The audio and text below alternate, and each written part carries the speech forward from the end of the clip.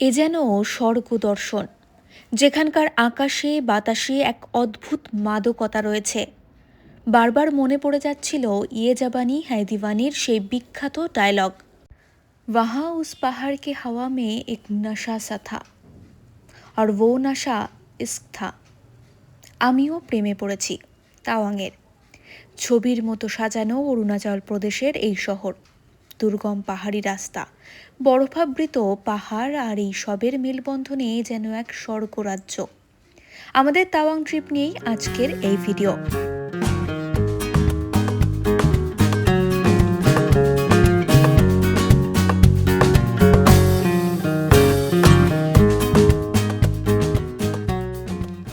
তাওয়াং কিভাবে যাবেন, কোন সময় যাবেন, কোথায় থাকবেন, খরচ কত, কোথায় কোথায় ঘুরবেন, এই সবই থাকছে আজকের ভিডিওতে।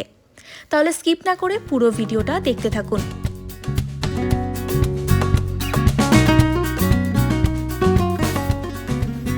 আমরা এখন আছি সেলা পাসে, আর এখন স্নোফল হচ্ছে।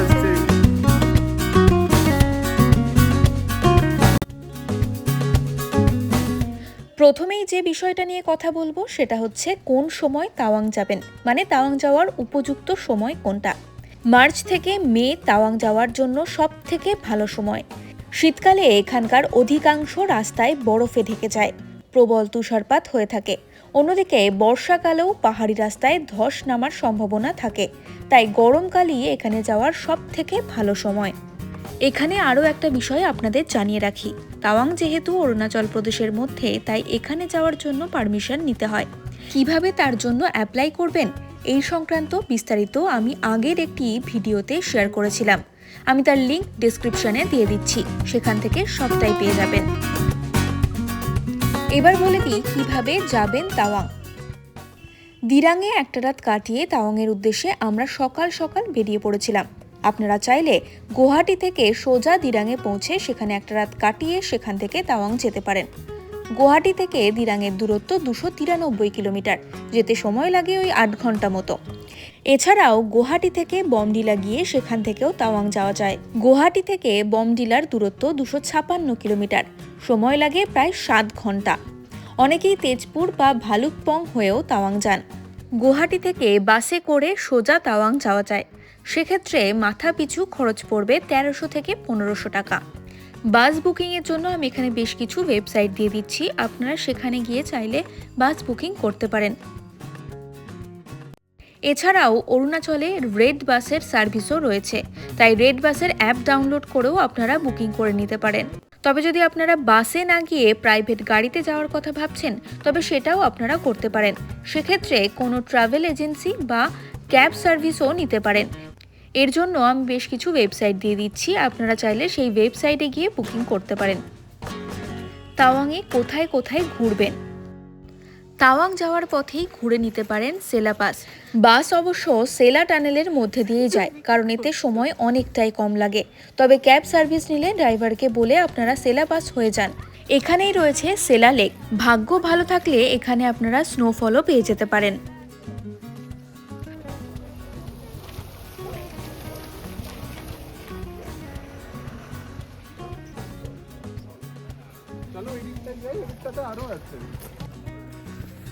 আমরা এখন আছি সেলা পাসে, আর এখন স্নোফল হচ্ছে। এখন এখানে বড় বড় বরফ পড়ছে। আমরা 13,700 ফিট উপরে আছি। Too cold. First time experience, lifetime experience.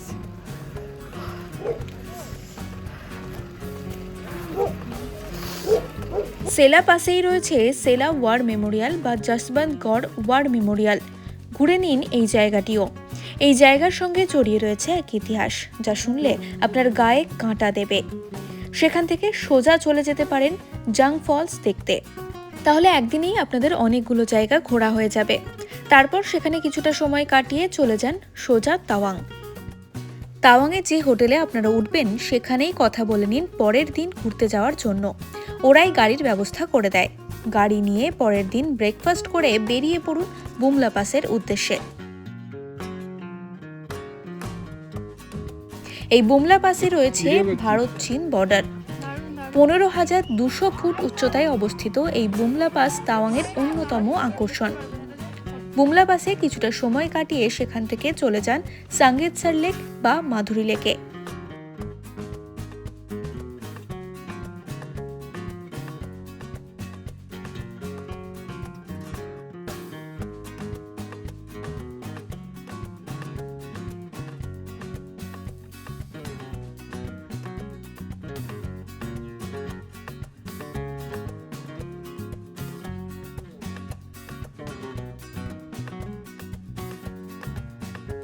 মাধুরী লেকে রোদ যখন উঠছে তখন ঠান্ডাটা অনেকটা কম, কিন্তু রোদ যখন নেমে যাচ্ছে তখন প্রচন্ড ঠান্ডা।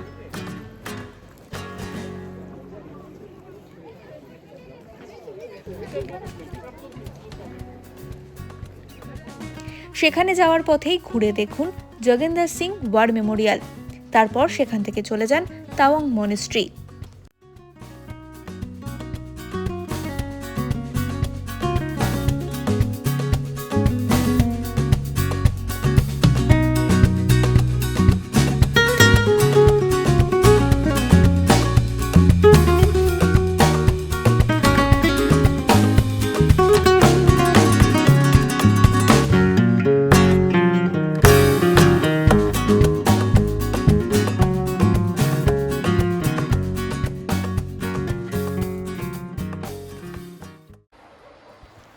দিরাংয়ে আমরা ছিলাম মাই ভিলেজ কটেজে। সেখানকার বিস্তারিত আমার আগের ভিডিওতে রয়েছে, তার লিংক আমি দিয়ে দিয়েছি, আপনারা দেখে নিতে পারেন। এছাড়াও দিরাংয়ের আরও বেশ কিছু হোটেলের নাম আমি স্ক্রিনে দিয়ে দিচ্ছি, আপনারা আপনাদের পছন্দ এবং বাজেট অনুযায়ী বুক করে নিতে পারেন হোটেল।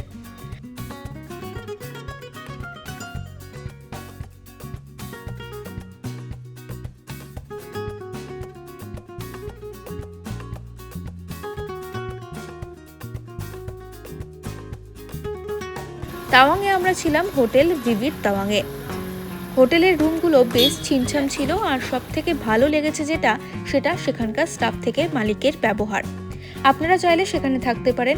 এছাড়াও আরও বেশ কিছু হোটেলের নাম আমি দিয়ে দিচ্ছি স্ক্রিনে, আপনারা আপনাদের পছন্দ এবং বাজেট মতো বুক করে নিতে পারেন।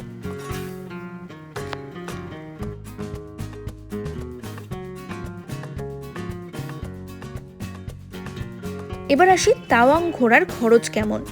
কোন সময় আপনি তাওয়াং যাচ্ছেন তার উপরেই কিন্তু নির্ভর করছে খরচ কেমন হবে। কলকাতা থেকে গুয়াহাটি যদি ট্রেনে যান তবে স্লিপারের খরচ পড়বে 500 টাকা মতো, 3 এসিতে 1300 টাকা মতো খরচ পড়বে, 2 এসিতে 2000-এর মতো খরচ পড়বে। ফ্লাইটে যদি যান তবে খরচ পড়বে 3000 থেকে 7000-এর মধ্যে। ফ্লাইটের দাম সবসময়ই ওঠানামা করে, তাই আপনি কোন সময় বুকিং করছেন তার উপরেই কিন্তু নির্ভর করছে ফ্লাইটের ভাড়া।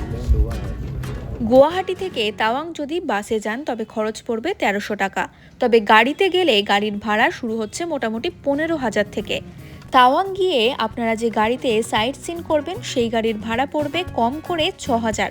সিজন অনুযায়ী ভাড়া কিন্তু ওঠানামা করে। পকেট যদি পারমিট করে তাহলে ছুটি নিয়ে ঘুরে আসুন তাওয়াং থেকে।